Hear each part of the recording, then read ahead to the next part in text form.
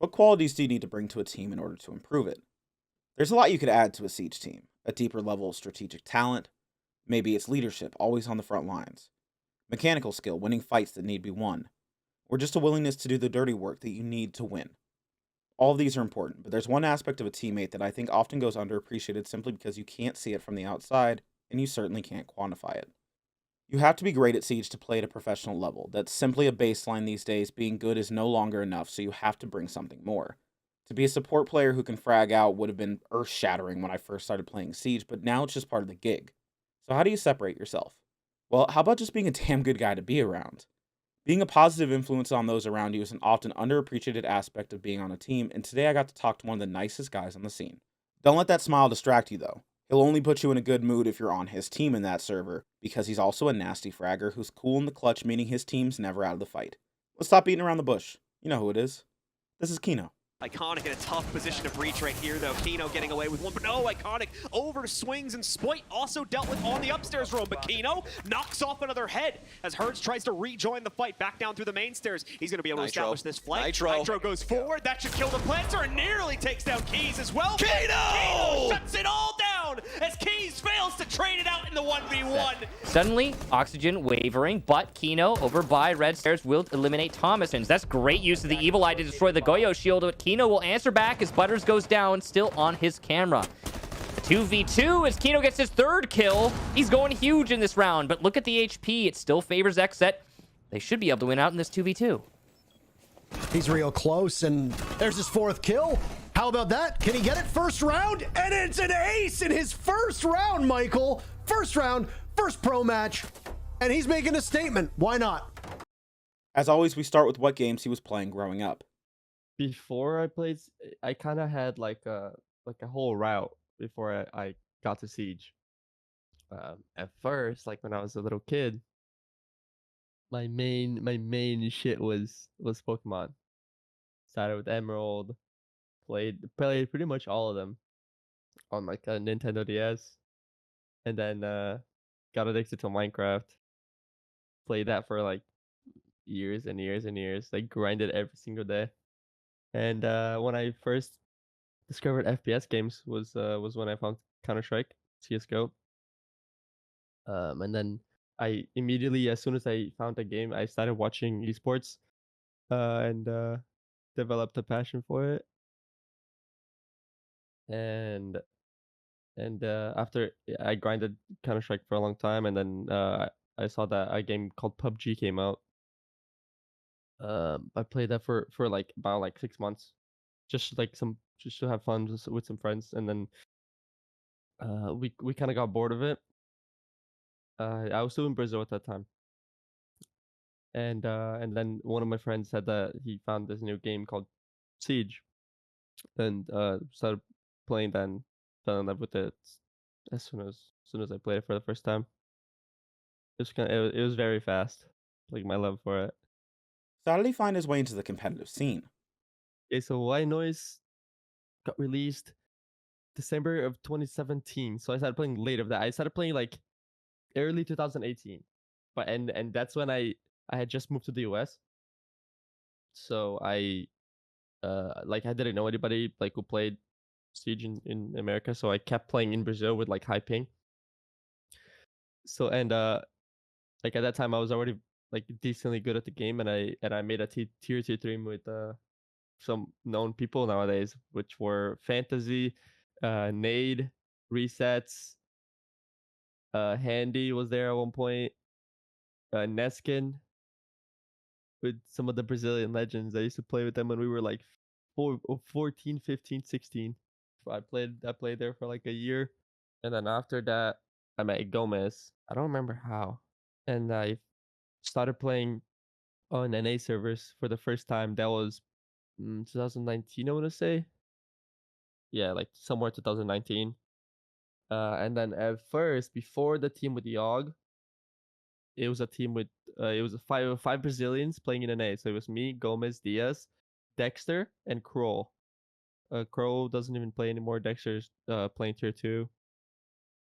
And yeah, we played with that team for a long time, for like a year and a half. And then Diaz decided to he turned 18, so he decided to join tier 2.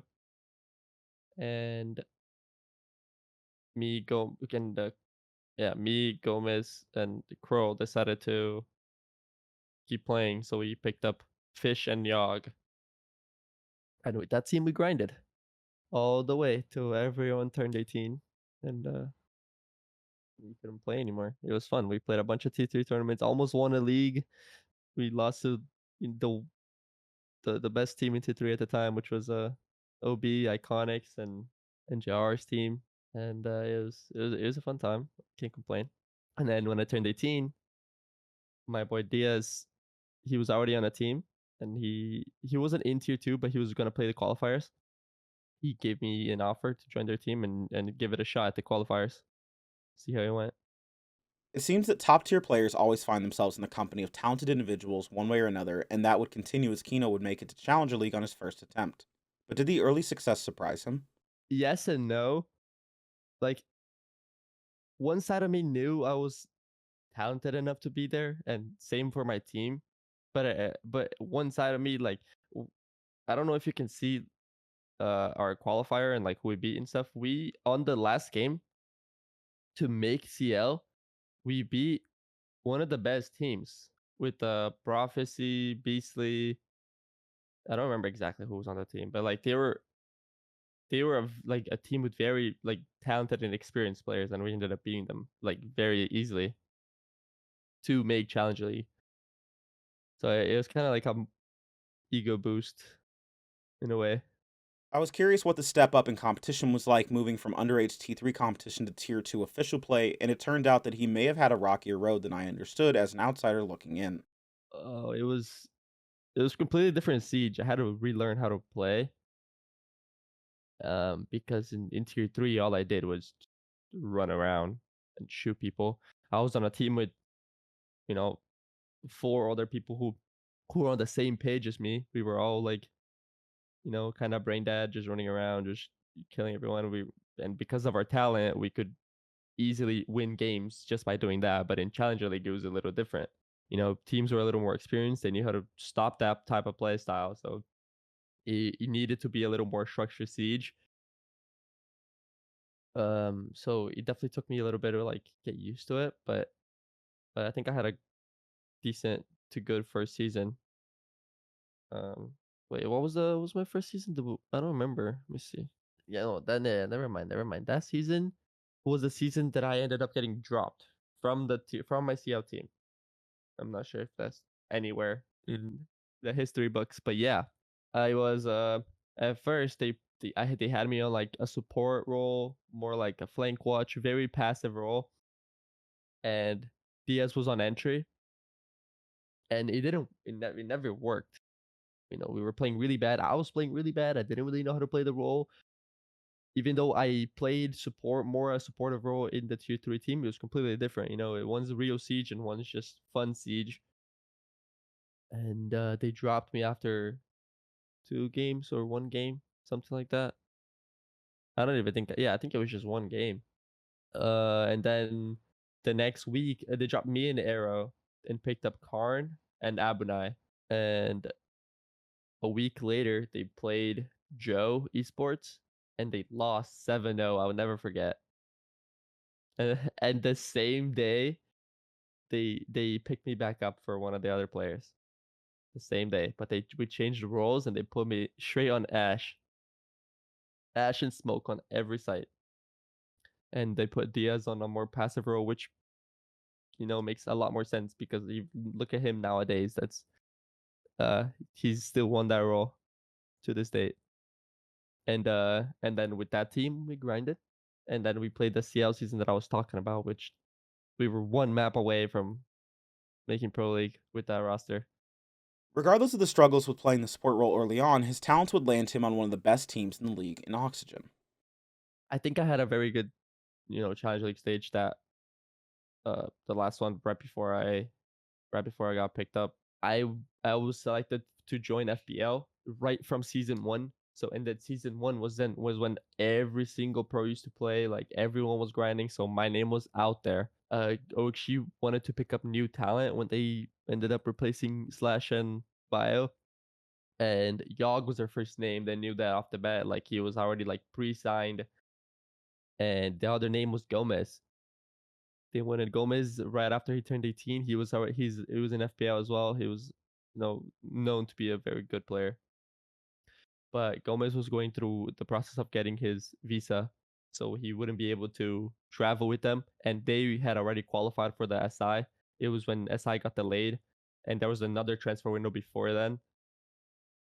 So he wouldn't be able to join the team, or he wouldn't be able to go to SI. So he recommended me to them. They ended up looking at me, tried me out twice, and right after the second trial, even though I played extremely bad, they said they wanted me. And yeah, that's how it went.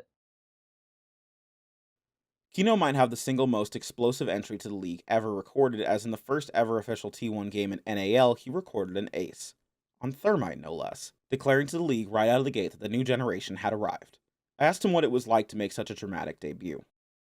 It was something because I I played against XSET on that match, and it was like some of my close friends, and right and before then, like they were all talking shit. They were all saying they were gonna win this and that, and then coming out the first ever round in Pro League with an ace was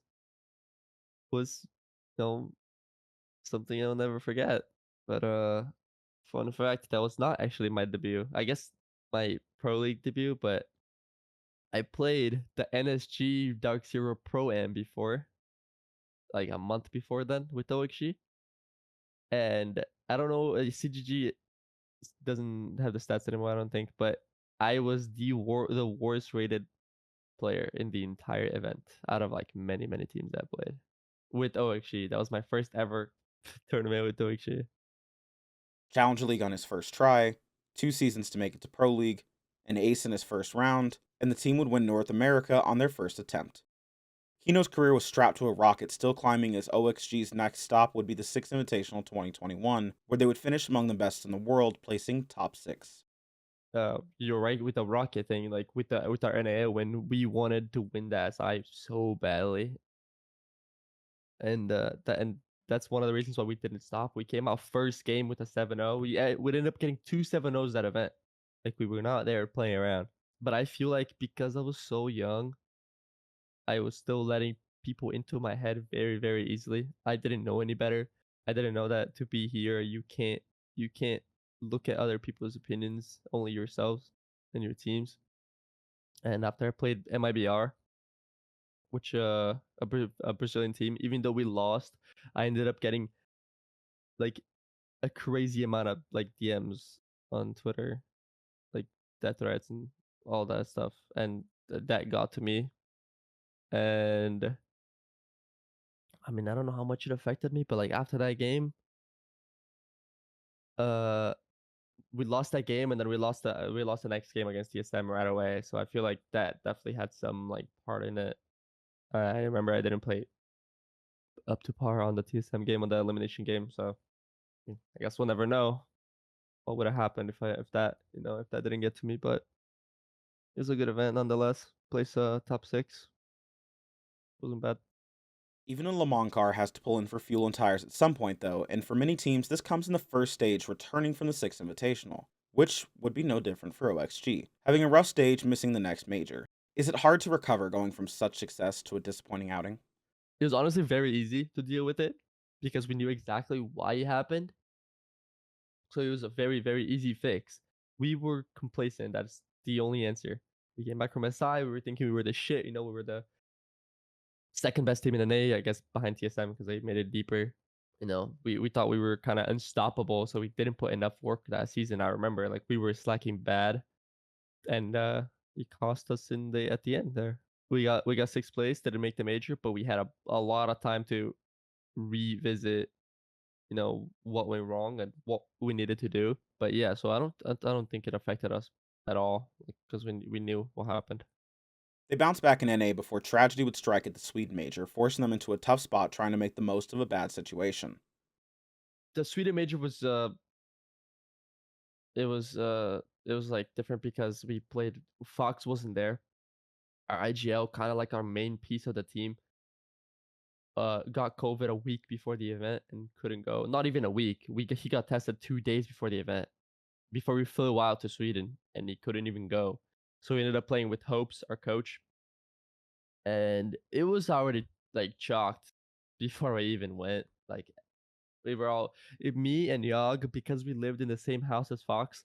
Even though we got tested every single day for COVID, every single day we got tested negative. We were still placed in a room and we couldn't leave the room because we lived with Fox and we were a risk. So I played every single major game from inside a hotel room, no camera, nothing. If I wanted to play butt naked, I could have. Regardless of the team's struggles in Sweden, they would rebound for Invite 2022 and put on a solid performance, bringing home top 8. But at the conclusion of the event, Kyno would announce a change that would surprise many of us, revealing his position on the newly formed XSET roster. I got the offer before SI. They were building the team before it. It was at that time it was Gomez, Diaz, Bodega, and Vivas. I don't think they had spirits at the time, but they were like talking to him already. They asked for me and Yog, and I should have told them like that's what people think, that like I was talking to a team before and I gave up at SI or whatever, but that's not true. I told them straight away that I was not gonna join the team because I had more important stuff to do after SI. We would see what happened, but my commitment and my focus was 100% on SI and on OXG. Like I loved OXG and I wanted to stay on that team. And then after SI, I don't even think our performance was bad at SI. It was we placed top 8. It wasn't even that bad. We had some very, very close games. Could have made it even further if we won those close games. But I got an offer that I couldn't refuse from XSET. It was also playing on an environment that was completely different. It was way like less professional, you could say, because it was like 5 friends. Like I knew them my entire life, played with them my entire life. You know, I played CL with them, played T3 with them. So I felt like it was more like a me environment. That makes sense. And yeah, I ended up making that transition. The XSET roster was quickly labeled a friendship team by many people in the scene, assuming it wouldn't go anywhere, but they proved to be more than that right out of the gate, placing high enough in North America to make it to the Charlotte Major, where they would put up a solid performance, but it was the Berlin Major that I wanted to talk about, as they brought home a top 4 finish. Yeah, it was a good event for us. Nonetheless, I think that the road game on semifinals was completely in our hands on Chalet. Also, we had the decider choice if you wanted Oregon or Theme Park. And in group stage, with that current format, we played each team in our group twice. When we played Rogue in group stage twice. We played Oregon first. They 7-1'd us, and then we played Theme Park second, and we 7-2'd them. But on the decider, on the semifinals, I think we were overthinking so much that we decided to pick Oregon because we thought that they were gonna like have something ready on Theme Park. Which after the game, talking to Spoy, now my current teammate, I found out that like they weren't as ready as we thought they were for a Theme Park. So it could have been complete hindsight. It could have been a completely different result as well. Like if we just played our game. But it was a very good event, top 4 with almost a brand new team. So that event, I remember a lot of complaints from players about like how hot it was in the arena and stuff like that. Did any of that affect you, or was it just kind of whatever it is, it is? I feel like at first yes, but then it got to a point where we were all just laughing with each other. We were in the practice room, hot as fuck. Everyone shirtless, like we could not handle it, but we were just having fun. We were just a group of friends, just there to play some Siege. And I don't think it affected us at all. On stage, we brought fans. We were still sweating, like I was sticking to my jersey. But I think we made it into like a joke, so it didn't affect us at all. This is what a positive environment and positive people can bring to a team. If the AC breaks at your job and you're working with people you hate, nothing is getting done. But playing a game you love with upbeat people is an entirely different thing, and it shows.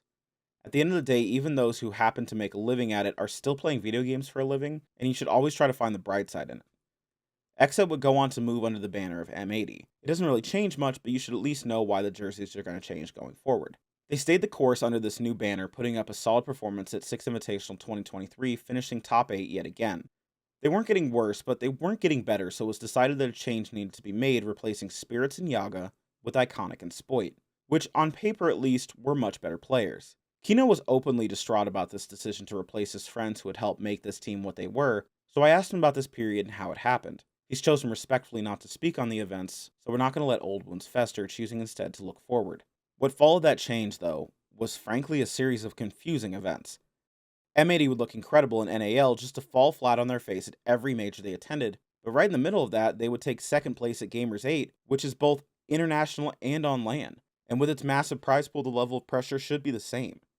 I asked if there was something about the major format that held them back, or whether Gamers 8 was simply an anomaly in an otherwise bad period for the team. I think it's a little bit of both. The format didn't help just because of the best of ones, but also, like I kind of liked thinking that Gamers Day, or sorry, that the majors were freak events, and Gamers Day was how we were supposed to actually play. But I like thinking back at it, I feel like it's kind of the opposite. I feel like Gamers Day we were just, I don't know, it was just a completely different team. It was, we brought something that we never had brought before, and it ended up having a good performance. But at the majors, like, we would play so well in NAL, and we were a completely different team on the majors. We were lacking the basics, like our communication was horrible. We had zero teamwork. We were only playing our strats, and that's it. We no adaptations, no nothing. Every time the other team would do something different, we couldn't react. It was just, it's kind of like we just fell under the pressure. But on a team like that, we should have no pressure at all. But it still took us down somehow.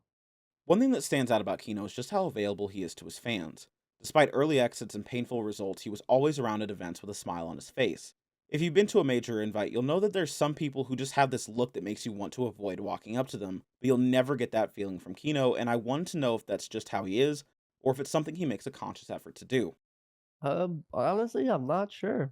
It's just kind of how I've been my whole life. It's just, I always, big thing that came from my parents, always treat people with respect. You know, b- the fans, the Siege fans, they're like part of my community. Like, I wouldn't be here today. Like, I wouldn't have a job if it wasn't for those people. So it's more than fair if I just, be as nice as I possibly can to everyone who's around me in this community. Unfortunately, coming into Invite 2024, after the string of failures, M80 would choose to make a change to try and right the ship. This time it would be to bench Kyno.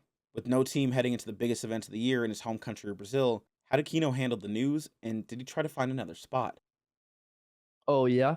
At first, when I first got benched, I had around 3 days left on the transfer window, so it was very bad timing. I ended up looking for teams only for a SI at first, um, just to see if I could, get my hands on the event. It was biggest event of the year. Um, Talked to a few teams, but nothing panned out. Most of the teams that were going to SI were already, solidified. They didn't want to make any moves and stuff. So I missed out on the event.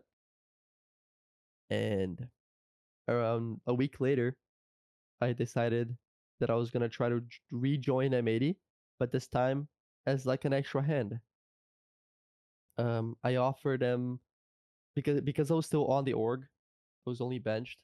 I thought it was more than fair if I rejoined them as kind of like, you could say, like a third coach, but like I didn't do as much as like a coach would. It was more for more benefit, for my benefit. I mean, because like if I didn't play the game for 3-4 months, which was the entire break till after SI, I would be kind of out of the loop. Didn't really wouldn't know the meta and everything. So it was gonna help me a lot with that scenario. And also, I played on that team for a long time. I have a lot of siege experience, and I knew that watching from the outside, I would know something that some of them won't know sometimes. And it kind of was like that. Here and there, I would, uh, you know, give them suggestions or I'm very good with like I know like all like lineups, so like C4s, and I know some good like just like gadget placement, like Valve cams, for example. And I would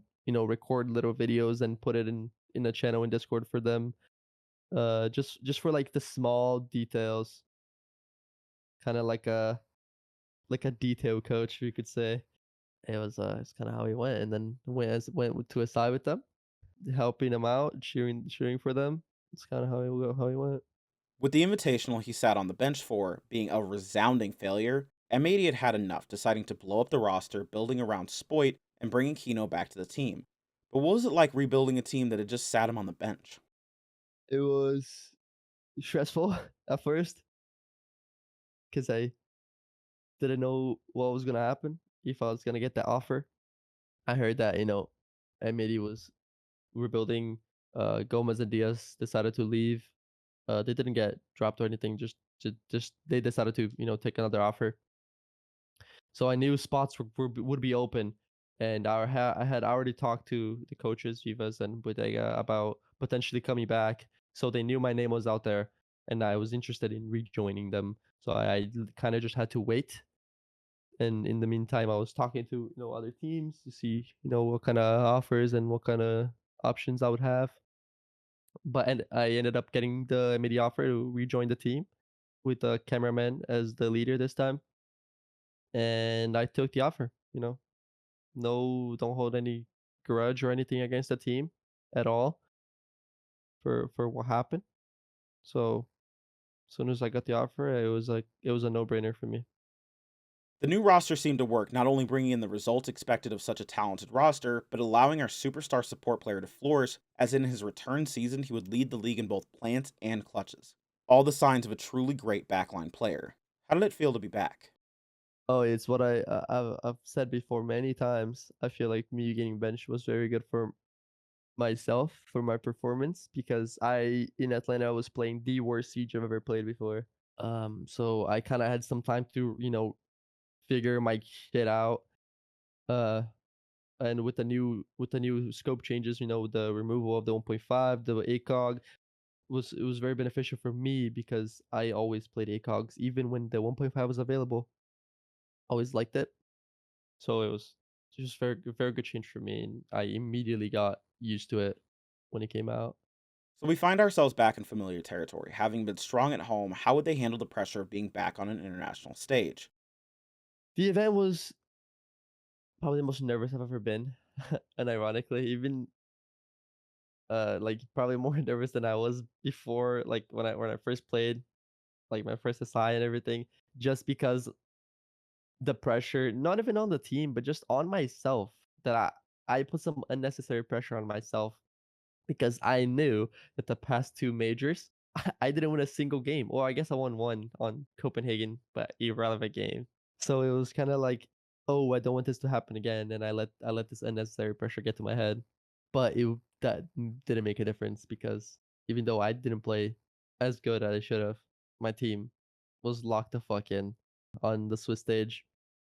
Very smooth. Lost the game to Bliss, but think we lost ourselves. It was in our hands, and then the other three games were pretty smooth. Think we got a 7-0 on ITB. We won 2-0 versus Bleed, or 2-1 or 2-0. I don't remember. And then the first game, I don't remember who we played, but it was nice. It was smooth way into playoffs. They found success in Manchester, not bringing home a trophy, but looking like a proper team again for the first time in a long time. And while they would fall short in the Esports World Cup, what I found more interesting was an announcement they made afterwards. They dropped Noodle to pick up Hyper, a name we haven't heard in the scene for a very long time now. He's a respected veteran to be sure, but what made him the right choice for the team? Yeah, so this was the first time we in Amadi did tryouts. Before we never did because we thought that if someone was a good player, a good fit, like we would know before then. So we never really tried out people. We always just kind of just went for the pickup every time. But this specific time, we didn't, or we needed to look at people's like to see if people would fit. Like their communication, like how much experience they had, if they were like a good fit for the team. And we had a list of tryouts. Went through some people, and I convinced the team to try out Paul or Hyper, I mean, because I was playing Element 3. I was subbing in for Element 3 and I was playing with his team. And I saw that even though he was not playing for like a year and a half, he was still the same player he was, just worse mechanics because he completely stopped playing the game for a long time. But that comes back with time. Like the more he plays, the more, the better he gets. So I knew it was worth giving him a shot. So as soon as we tried him out, like the first trial was, amazing, played extremely well, and the second one was just like a confirmation, but we kind of knew already that like we wanted him, and he was a good fit for the team. He has like the perfect combination of experience coming from a very experienced Dark Zero roster with Canadian back then to aim. He's also very talented, so it was kind of like the perfect fit. Like we don't need someone with crazy experience because we have cameraman, even citizen, and we need someone with crazy aim when we have Spoy on the team. So he was just kind of the perfect middle ground. So that brings us back to today. You'll see this video after NAL starts, but I have high hopes for what Kyno and M80 will bring come Thursday. We've seen his raw talent when he burst onto the team, but since then he's refined his craft, becoming an all-around better player, allowing himself to elevate his team in the way the best players do. Combine that with an attitude that makes any hill you have to climb seem like a fun afternoon jog rather than some arduous journey, and he's going to be hard to beat. I've talked to quite a few players who have hoisted the hammer or brought home a major win, and I don't think that's any different with Kyno. I just think I got to him a little bit early. The future is bright for the Brazilian, but for now it's time to say goodbye. As always, I'll let him say his own last words to his fans around the world.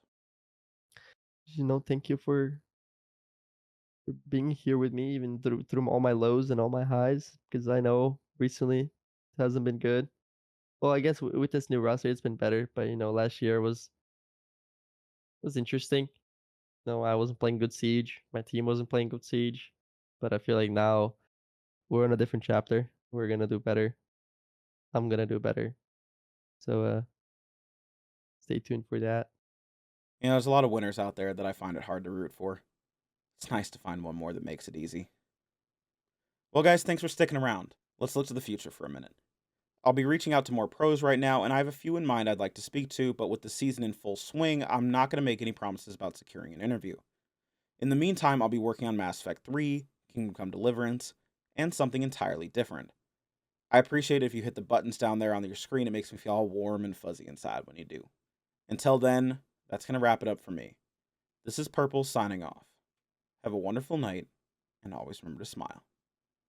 Thanks, guys.